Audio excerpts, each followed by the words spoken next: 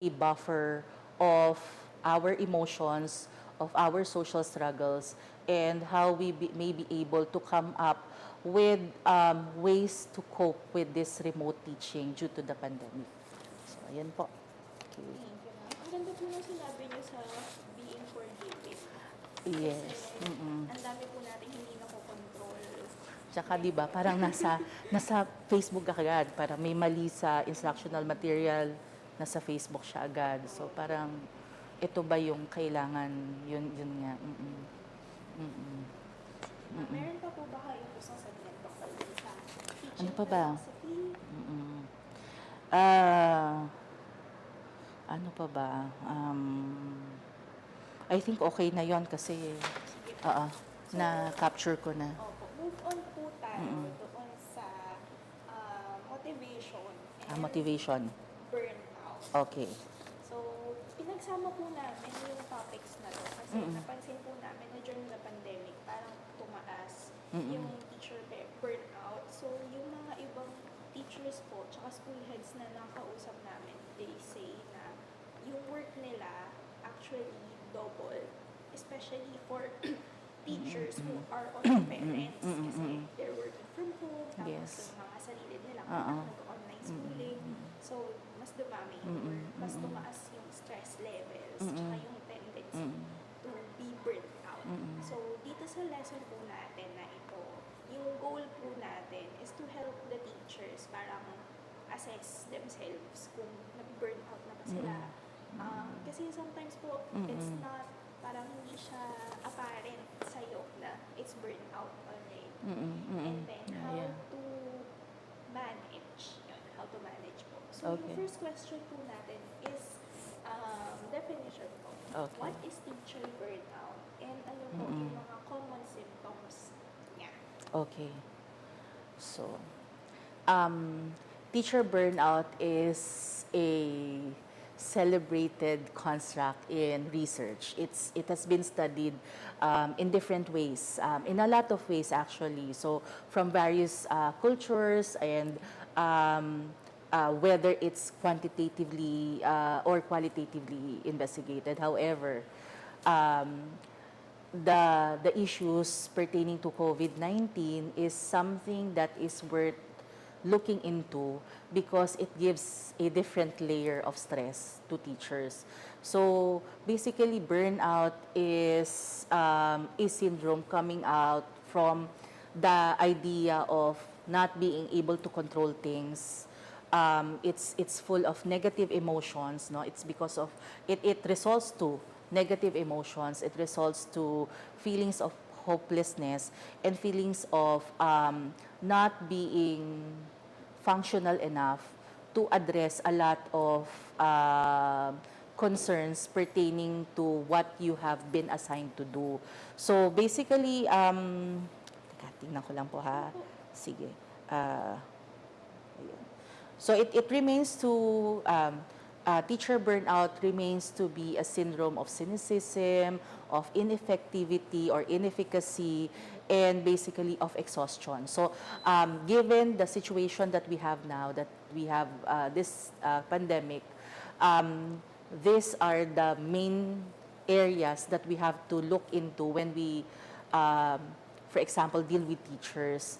The burnout may be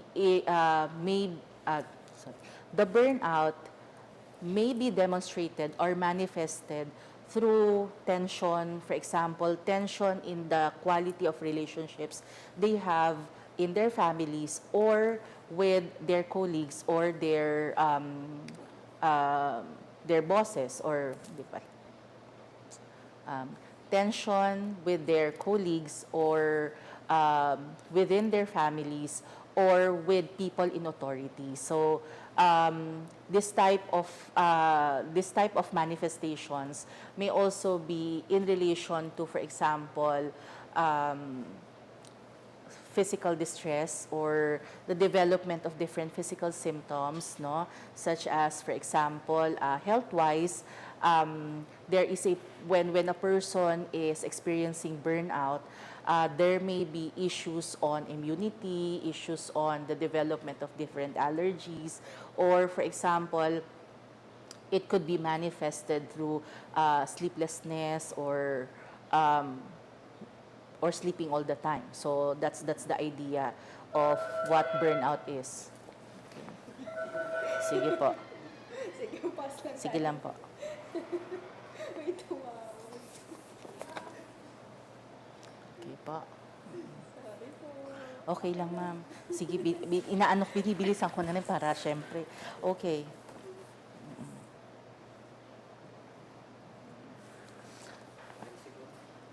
Sige po, okay po. Um, when we were doing face-to-face teaching, teacher burnout has been traced to workplace distress. So this has something to do with relationships of the teachers, their relationships with the parents, their relationships with the students, and with the people in authority. It has taken a different phase now that we are now, most of us are working from home. So it has a different phase now in relation to primarily time management inside the house. So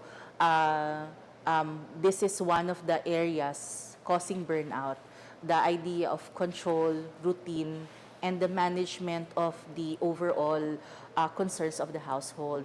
So some teachers that I have talked to, they have concerns regarding, for example, when is the time that they should tell their students to stop communicating with them, or for example, what is the best time for their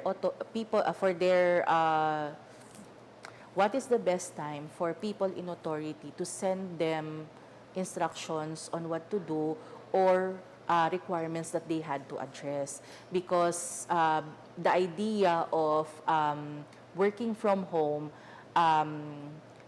tries to teka po, nawala yung word eh. Hindi dito eh. Sige po. The idea of work from home would now, nag-ano ako, sandali ma'am, sorry po. Okay lang po. Ano ko na siya, sandali po. Sure, ma'am. Okay. Nai-stress na naman ako. Okay. Sige, okay. Okay. Bagawin ko na lang yung sentence. Okay.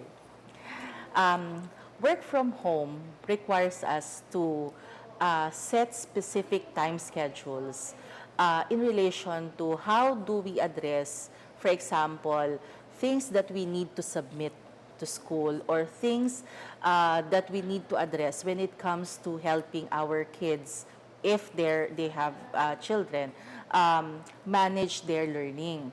And at the same time, our functions, for example, as a daughter, as a mother, or for example, as a father, no, or as a son, especially in more external type, especially among extended families. So the idea now here is, how do teachers manage their time inside the house, given all the responsibilities being provided, or given all these responsibilities that are asked, no, from the teacher. So basically, the teachers may now have different reactions towards this, and one of this is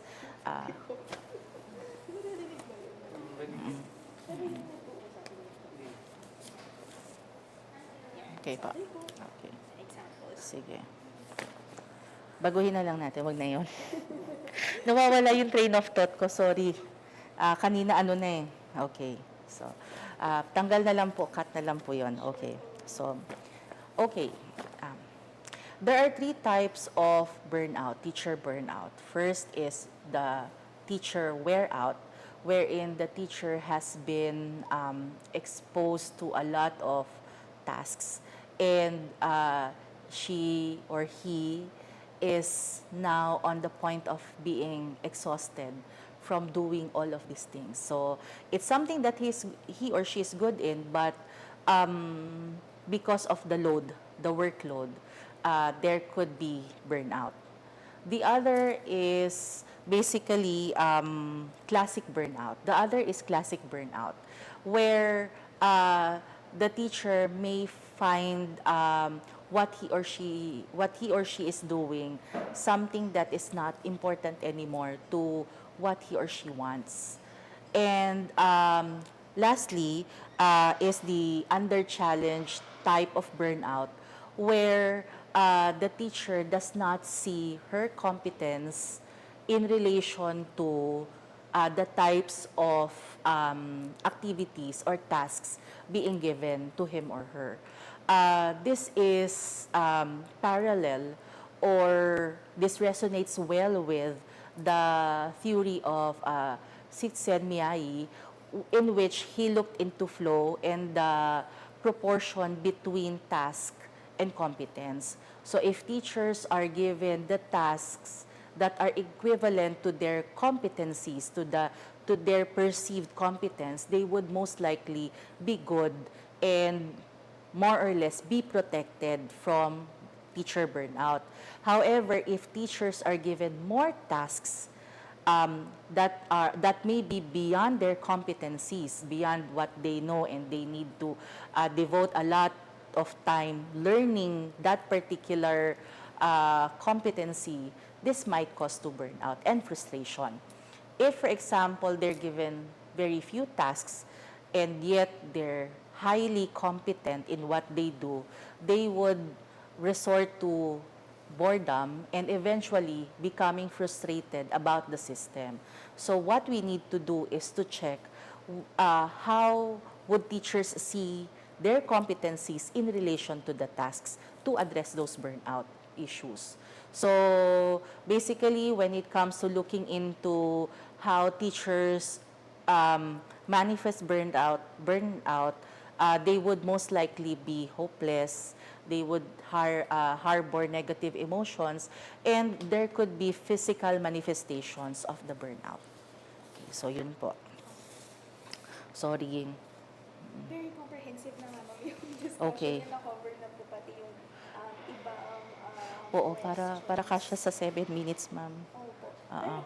Pero ma'am, mag-off script lang ako. May gusto na po akong question na medyo personal. Kasi sabi niyo po kanina, you've been teaching for 20 years. So in those 20 years, kayo po ba, did you experience or did you feel burnt out?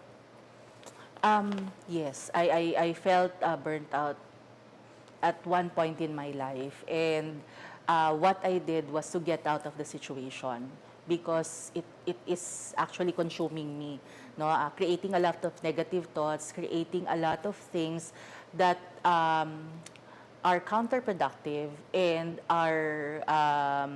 these thoughts are endangering my well-being. It makes me see myself as a person who is worthless and not valuable. So I really